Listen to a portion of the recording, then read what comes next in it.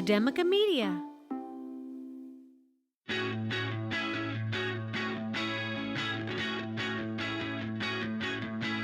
From Academica Media Studios in Miami, Florida, it's Big Ideas in Education, a weekly recap of inspiration and innovation in your schools. Hello, education lovers. Happy as always to have you here joining us on Big Ideas in Education on Academica Media. I'm Ryan Kairalla from Doral College, joined by my awesome co-host, Dr. Sarah Boulos from Somerset Academy Schools. Hi, Sarah. Hi, Ryan. Hello. How are you doing? Look at us in the visual world now. We got the cameras on, we got the lights on. I'm already sweating from the ring light in front of my computer, but managing and happy to be here. Yeah, I probably should have played with those settings a little bit more, but the microphone placement, sorry to anybody watching, microphone placement is kind of doing its best to make it look like I'm not even here. So I think we need to invest in those 1990s Britney Spears concert microphones, the ones that were like that just like come in front of the mouth, like with the headsets. Oh, let's see. Hold on. If we play with these settings, no. Oh, don't do that one. Oh, now you're really bright. I'm not here. This is why I don't do this. That's right. Okay. I'm just gonna change these throughout the show to see who's actually watching. That's right. Well, unlike our abilities with making our lights look good, our education news is unmatched. Sarah, what story do you have for us this week? All right, Ryan, let's play a little game. Let's pop quiz. Oh, goodness. Okay. All right. I'm ready. So let me stretch. Okay. Yeah, here we go. Get ready. So I want you to think what the number one indicator of student success in education is. Wow. The number one indicator for student success. I'm going to say. Now I'm gonna be honest, just as a caveat for our listeners. He does know the topic of what I'm going to talk about today. So I don't want you to try to avoid the topic that I'm discussing because you think that's the right answer. Well, but I'm not. This is a genuine pop quiz that I don't think I've given you clues about. Even within the realm of the story that I know you're going to say, I think it can be so many things. But I'm going to say having really strong elementary teachers, like K through 5, having great teachers back to back, strong predictor of student success. All right. Do you want to have a backup answer? A backup answer? I mean, what would you think is the number 2? I guess I could say that nicely, right? Well, staying in that same universe, then a pre-K Head Start program is probably pretty important too. Okay, so you're guessing pre-K Head Start. We also, I mean, some things that people might think of are teacher education, right? Okay. So like if your teacher has advanced degrees, that might be an indicator of student success, which, spoiler alert, it is. It is a good indicator. Parent education level. What about that? Oh, yeah, I would imagine that's very good indicator. Predictor. Yeah. Right? Strong predictor. Okay, so those of you who are listening, who love being critical of research, as I do. It's like your favorite thing. Right, will recognize that the question itself is super problematic, right? That's a problematic question. What qualifies as success? How is it being defined? Who is defining it? These are all really important questions. But a good amount of research suggests that one of the best indicators of student success, measured primarily by persistence in and or graduation from college, is, let's see that drum roll, parent income. Whoa. Parent income. Now, you can imagine, as an educator, that's kind of depressing news. I was just about to say, like, that's not a needle that we can move on our own. That's not a lever we can pull on our own. That's right. And that's why it is kind of depressing that is so overwhelmingly prevalent in research. So we as educators, we search for anything that will help to overcome that specific indicator. That's the needle we can't push, right? We can't change where kids come from and what their family's income level is, right? That's not really something that we have control over. So when we read about studies that equalize over and above parent income, that really excites us. And it just so happens that there is something that could equalize that. And it's something we've been talking about kind of in the national conversation lately, and it's early childhood education. There So we I know go. you were talking about, you knew I was going to talk a little bit about early childhood education. So I knew you were like, should I say it? Should I not? But that's not necessarily the number one indicator, as according to research yet. But a new study that was published in Child Development strongly suggests that sustained high quality early education can have long lasting impact. Using the National Institute of Child Health and Human Development study of early child care and youth development as its base, this research followed, are you ready? 814 subjects until they were 26 years of age. So we're talking Wow. about a longitudinal study, meaning it's staying with the children for a good portion of their life, right? To see if they were persistent in college, if they graduated from college. And the results are pretty amazing. A longitudinal study with a pretty big N, by the way. Like, Right. you have my attention, Dr. Absolutely. Absolutely. It included families from low, middle, and high income backgrounds in several locations across the country with access to high, middling, or lower quality of care when they were in early childhood.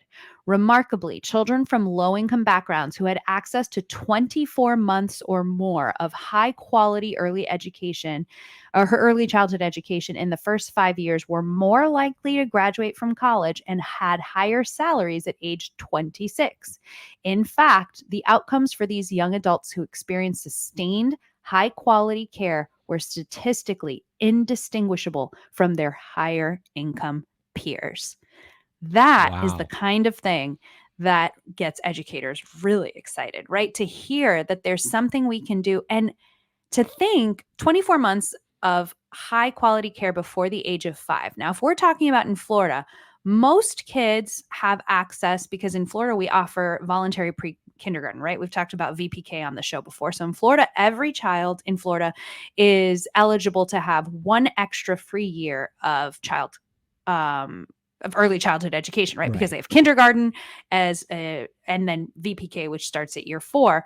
But to have 24 months, I mean, really, I guess in Florida, that would really only mean one extra year, right? So like a VPK plus or minus, whatever you want to, VPK 3 or something would be really not that far off from what is possible. You know what I Right. mean? To have and to make sure that it's high quality. So I got really excited reading this research, and obviously we're going to link to it in the description. But to see this kind of incredible needle moving intervention that is realistic and possible. I know there's been a lot of conversation across the country about providing childcare and early childhood education. And a lot of those conversations are coming from an economic background, right? Talking about how good it would be for the economy if parents have childcare, they can spend more time at work, which I guess is true. But from an educator perspective, there's a lot of validity to that argument. So I knew that you would be excited to hear a little bit about this, and I wanted to share that with our audience today. It's an exciting story. And so often in the education policy space, we are searching often in vain Mm, for a silver bullet, a panacea. And there really are none, right? right. Successful education outcomes, you have to bring a whole lot of things together, including things that the education system and schools have direct control over, and socioeconomic cultural factors that the system largely doesn't have control over. And you have to kind of find a way to bring it all together to get great outcomes. But when something like this comes along that seems to transcends a lot of those factors that we don't think we have control over and can still produce great education outcomes, how could you not get excited by that? And certainly it fits within the emerging trend among policymakers at both the federal and state level to want to emphasize, early childhood education, whether it's VPK programs, whether it's federal Head Start programs. This fits in a lot with this trend, and with it sounds like the research is speaking the same language of a lot of policymakers in the education space.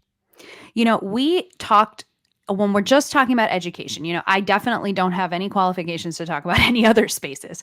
But when we've talked about education on the show before with regard to something like teacher retention, I remember we did an episode quite a while back talking about how providing childcare for teachers would be potentially a really great operating or just a really great mechanism for retaining more teachers. And thinking about how many schools are really struggling right now to retain teachers because teachers are really struggling with their own children's. Of course, there are tons of reasons why educators are struggling and why we don't have as many educators as we need in schools, but I'll just touch on one. But thinking about if we could provide that opportunity for quality early childhood, not just care, but education and provide, childcare and all of these things, even if the only thing we were looking at was increasing our teacher retention and keeping quality teachers, that would be tremendous. So I can only imagine what that would do for other industries to have a reliable childcare option so that people can feel good about I can go to work and know that it's not just that I'm leaving my child with someone else, but what I'm doing for my child is actually setting them up for success in the future. That is really, really exciting stuff. And great to see that not only is the research out there suggesting that early childhood education investment can lead to great education outcomes in the abstract, which I think intuitively makes sense, but that those effects can be so strong and so powerful, they have the potential to overcome what many people perhaps pessimistically think is the barrier that can't be overcome no matter how much education policy we throw at something, which is income level of families, and how do we overcome that barrier? And it sounds like we may have a potential solution there. Very cool. Love it. I'm super excited. Ryan, I know you wanted to bring something to the show today to get me all excited. Exactly right. You should know, viewers and listeners, that we already said that one of Sarah's passions is critical research and being critical of research. But when she's not being critical of research, she loves talking about teacher mentoring. I think you actually wrote your dissertation on a topic on teacher like this. retention. There you go. So this is right up your alley. Great new article that came out, and it talks about what the secret is to effective teacher mentoring. And the secret? The secret. We found it? We found it. Boy, we're uncovering all kinds of stuff. We've overcome the income gap in education today. There we go. Discovered the secret to teacher mentoring, and all in 20 minutes. Like, how about that? Talk about it. I mean, if you're to subscribe to any education podcast, right? This has got to be it. So basically, there's kind of two considerations that people often think about in the teacher mentoring space, teachers mentoring teachers. Is it important for mentors to ensure that new teachers are being offered appropriate levels of challenge? Or should mentors emphasize strong support for their mentees? And according to at least one article, the answer is both, and that it's important to strike the right balance between the two. In a recent article in Edutopia, Blank Slate Education founder Amy Weinberg writes that teacher mentors can provide novice educators with the right combination of support and cognitive challenge if you want to position those educators for the most success. On the challenge side of this ledger here, because we're talking about challenge versus support, Dr. Weinberg's article discusses how mentors shouldn't necessarily solve all of their mentees' problems for them, but should engage the mentee in a critical reflection process. There's that critical word again, right? To have them discover that insight on their own. From the article, quote, for example, if a classroom parent sends an email message to the new teacher asking about a child's behavior, the mentee may ask a mentor how to respond. Although experienced teachers can share expertise and likely provide the answer to the question directly, the mentor's goal should be to promote continuous professional growth. So the mentor should pose questions that support the mentee in that process. One possible mentor response is, why do you think that parent is asking about the student's behavior? And then, what is your goal when sending that response? But mentors also need to balance that level of challenge with mentor support. Dr. Weinberg says that mentors should meet consistently with their teachers each week and be ready to interact in a timely manner between those meetings via talk, email, or text. Another article quote here, high challenge doesn't mean that mentors must always be critical of mentees.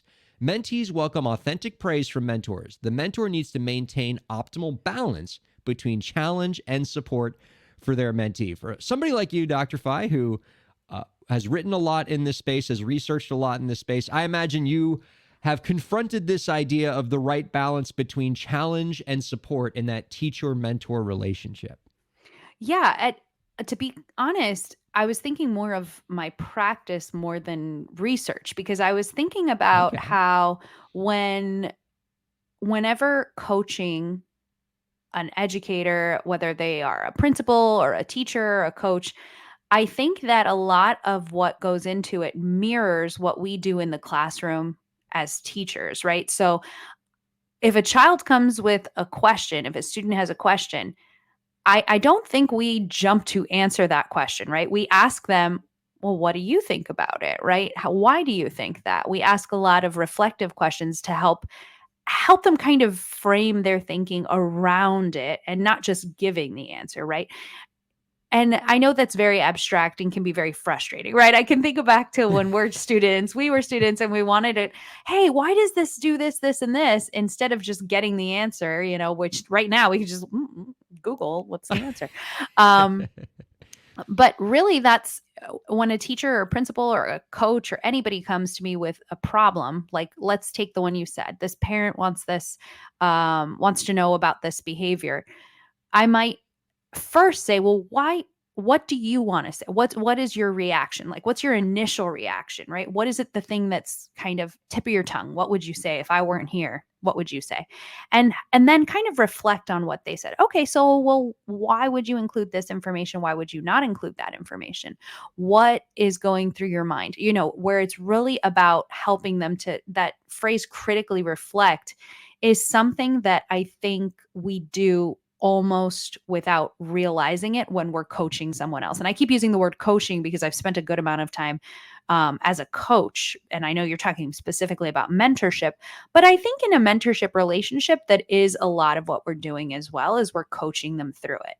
I don't think any of us, even as just a classroom teacher, we would think the right thing to do for a student is to tell them the answer to every question, right? Yeah. It would not make sense for us as educators to go around and the child says, Mr.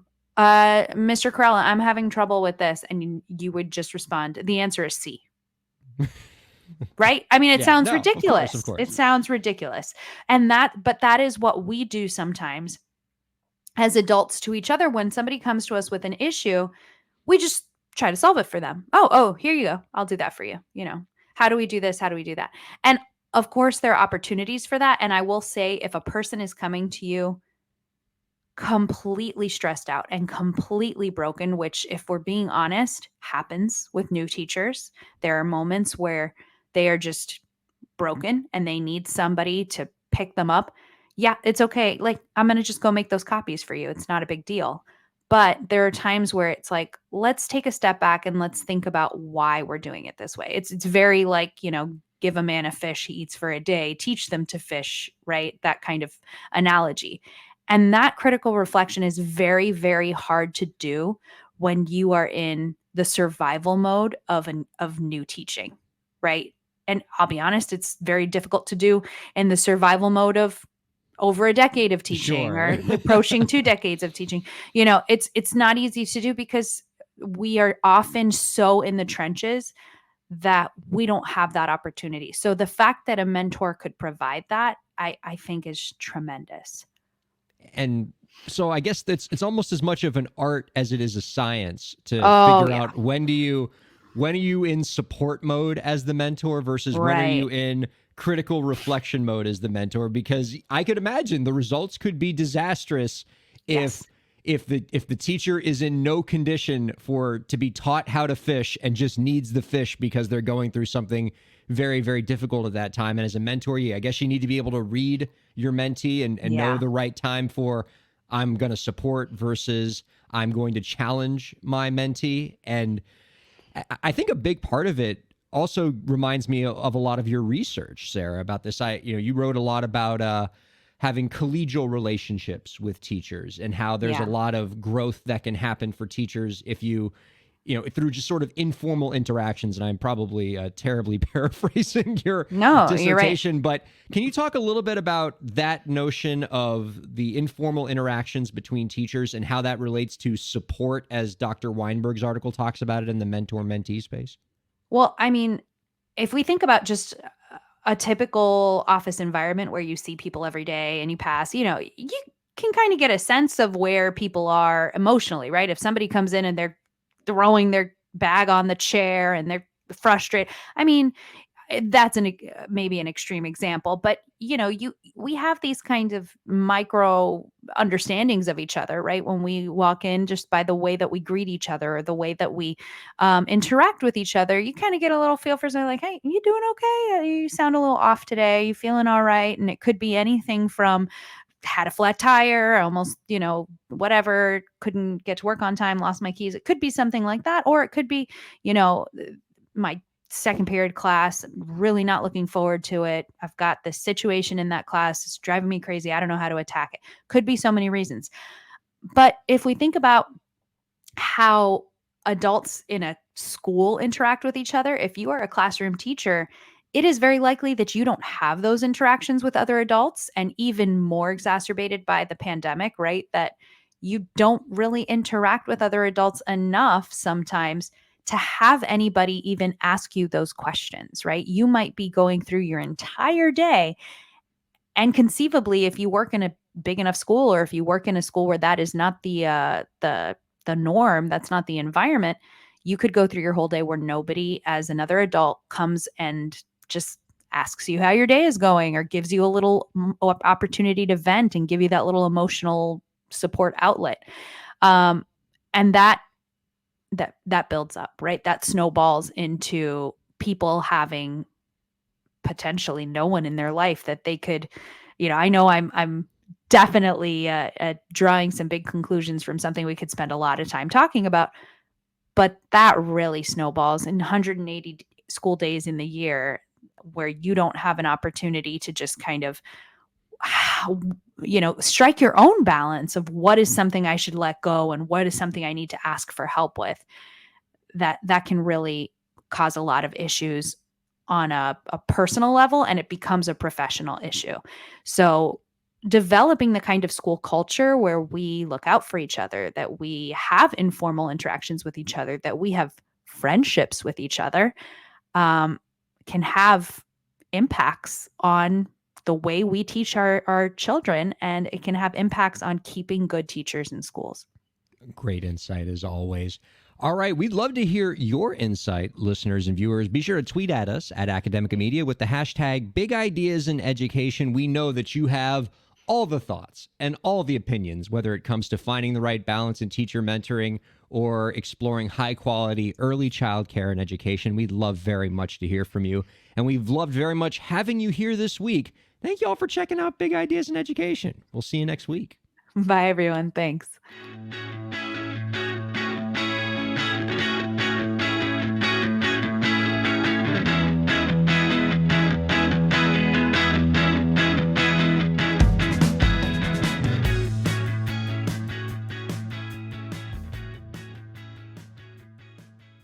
The views expressed on the preceding program have been those of the hosts and guests and do not necessarily reflect the views of Academica, its clients, staff, affiliates, or advertisers.